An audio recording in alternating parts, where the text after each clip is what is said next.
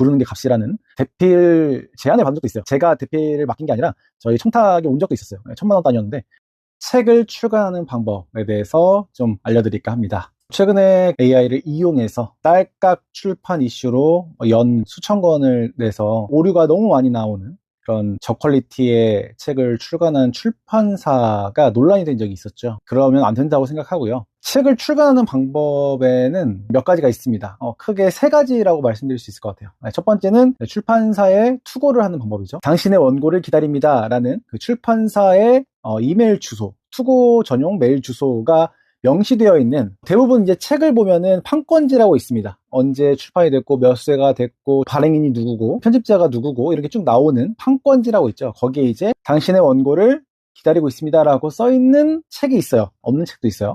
그 판권지에 보면 나오는 그 이메일 주소, 요즘은 온라인에서도 많이 정리가 되어서 있더라고요. 홈페이지도 많이 있으니까 그 출판사가 어떤 책을 냈는지, 내가 내고자 하는 책의 원고와 결이 비슷한 책이 있었는지, 그리고 그 책의 성과는 어땠는지, 비슷한 장르를 꾸준히 내고 있는지, 이런 거를 좀 살펴보면서 내가 어필할 수 있는 부분, 출판기획서로 제출하면서 원고 몇 장과 함께 이제 투고를 하는 거죠. 출판사 이제 대표님들로부터 들은 얘기인데, 출판사에 정말 많은 원고가 오지만 출판사 투고를 해서 책을 낼 수 있다라는 희망 고문을 하지 말라라고 하시더라고요. 그래서 저는 무조건적으로 출판사 투고를 하면 된다라고 말씀드리는 건 아니고, 도전은 해봐야 한다, 이 정도입니다. 그리고 도전을 하기 위해서는 출판사 입장에서 출판 기획서를 잘 만들어야 한다. 거창한 건 없습니다. 어떤 독자를 염두에 두고 있고, 이 책의 기획 의도는 무엇이며, 이 책의 목차는 어떻게 되어 있고, 이 책을 냈을 때 경쟁 도서는 어떤 것으로 예상하며, 이런 정도예요. 출판 기획서라고 검색하거나 AI에게 물어보면 쉽게 얻을 수 있는 양식이 있습니다. 꼭 지켜야만 한다라는 건 아니고 기본이 있는 거예요. 예를 들어서 자기소개서 문서처럼 기본 양식이 있는 거니까 그 안에서 내가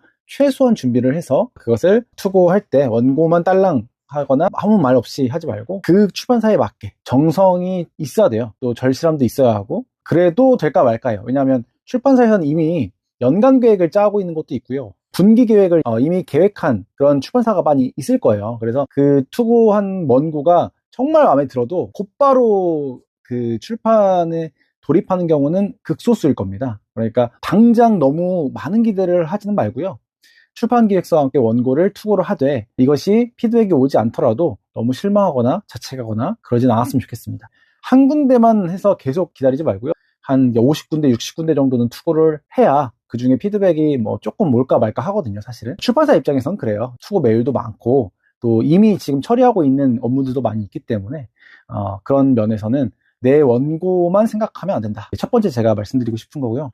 두 번째는 자비 출판사가 있긴 합니다. 근데 자비 출판사에 돈을 내고 계약해서 아주 기본적으로 출판을 하는 경우도 있는데, 똑같이 자비 출판이긴 한데 조금 형태가 다른 자비 출판이 있어요. 푸크크라는 사이트가 대표적인 그 자가 출판 사이트인데, POD라고 해서 Publish on Demand, POD, 주문형 출판입니다. 거기는 이제 정말 클릭하면 한 권이 나오는, 그러니까 그 한 권도 내가 돈을 지불해야겠죠. 내가 소장하려면, 선물하려면. 그 한 권을 주문했을 때 독자가 이제 구입할 수 있는, 그러니까 재고가 쌓이지 않겠죠. 그에 반해서 일반 자비 출판은 재고가 쌓이는 단점이 있습니다. 제가 여담을 말씀드리면, 전 자비 출판도 해봤는데요, 집에 쌓여있는 책이 있어요, 사실. 왜냐하면 절판을 시켜가지고, 제가 당시에 500부, 원래 보통은 1000부 단위인데 500부만 이렇게 자비 출판을 해봤어요, 경험상.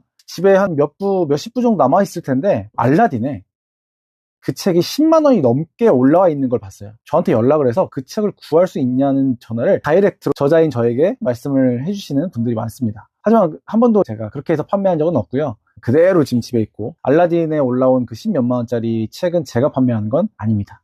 부디 그렇게 안 사셨으면 좋겠고요. 네. 자비 출판이라고 하는 이유는 내가 클릭을 해서 인쇄를 할 때마다 돈을 지불해야 하기 때문에, 내 돈 내산이기 때문에 자비 출판의 형태라고 말하는 건데, 디자인을 하거나 마케팅을 하거나 그건 다 내가 하는 거기 때문에 돈이 일절 들지 않습니다. 물론 그 ISBN 그런 등록하는 비용이나 그것을 수정할 때 하는 비용 같은 거는 아마 몇천 원, 몇만 원 정도 드는 걸로 알고 있어요. 적은 금액이라서 거의 돈이 들지 않는 거죠. 그러니까 내 원고만 있으면 책을 낼 수 있는 세상인 거예요. 네. 전자책도 POD 출판으로 할 수 있고요. 그 북크크 사이트에 그 전자책 문서만 올리면 전자책으로 등록할 수가 있고, 온라인에 판매할 수가 있습니다. 만약에 종이책을 판매하고 싶다면 내가 그 부수를 인쇄해서 주문을 해서 그만큼 내가 돈을 지불해서 입고를 시켜야겠죠. 서점이나 책방마다. 그것 때문에 이제 자비출판이라고 하는 거고요. 세 번째로는 청탁을 받아서 기획출판을 하는 거죠. 기획출판이라는 게 내가 출판 기획서를 내서 투고하는 기획출판이 있는가 하면, 반대로 출판사로부터 저자에게 이런 책을 내보면 어떻겠냐라는 제안을 받아서 계약을 해서 출간하는 경우가 이제 출판사로부터 받는 기획출판입니다. 이제 브런치 글을 꾸준히 올리다 보니까 제안이 왔었고요. 미팅은 더 많이 했었는데 총 4번의 계약을 하게 되었고요. 곧 있으면 책이 한 권도 나오고, 그렇게 기획출판을 할 거면 내가 투고를 하거나 아니면 출판사로부터 눈에 띄어서 브런치나 블로그나 이런 곳에 이제 글을 꾸준히 올려서 제안을 받는 경우가 있겠죠. 출판사 아는 지인이 있으면은 그렇게 건너 제안을 받기도 하고요. 청탁을 받는 경우가 있긴 합니다. 그 확률을 높이려면 일단 내가 눈에 띄어야겠죠. 내가 퍼스널 브랜딩이 어느 정도 되어야겠죠. 작가 브랜딩이. 나는 이런 책을 낼 수 있는 사람이고 이런 원고가 있습니다가 통과가 되어야 하는 거기 때문에, 제가 청탁을 받았던, 그러니까 계약은 하지 않았지만 미팅까지 했었던 경우 중에 좀 큰 출판사였는데요. 저에게 맞춤으로 아예 출판 기획서를 주었던 출판사가 있어요. 그때 당시에 제가 2건의 출판 계약을 해놓은 상태였기 때문에 진행을 하지는 못했는데, 그렇게 저에게 맞춤으로 아예 PPT를 만들어서 몇 부를 판매할 것이고 마케팅을 할 것이고 어떤 경쟁 도서가 있고 이런 목차로 했으면 좋겠다라는 것을 아예 저에게 제안해 주신 그런 경우도 있었습니다. 브런치를 꾸준히 지금 10년 넘게 하면서 브런치를 열심히 하시는 것을 많이 권장을 드리고요. 그러면서 동시에 이제 투고도 하시고, 동시에 뭐 POD나 이런 거 자비 출판이 가능하다면, 여건이 된다면 경험도 해보시길 바라는 거죠. 또 뭐 연예계나 정치계에서는 이제 대필, 그러니까 고스트라이터가 투입이 되는 경우도 있습니다. 뭐 부르는 게 값이라는 대필 제안을 받은 적도 있어요. 제가 대필을 맡긴 게 아니라 저희 청탁이 온 적도 있었어요. 1000만 원 단위였는데 그보다 더 많은 금액을 부르는 세계가 있더라고요. 근데 저는 당시에는 정중하게 거절을 하긴 했지만 그런 세계가 있긴 하다라는 정도는 알아주셔도 좋을 것 같고요.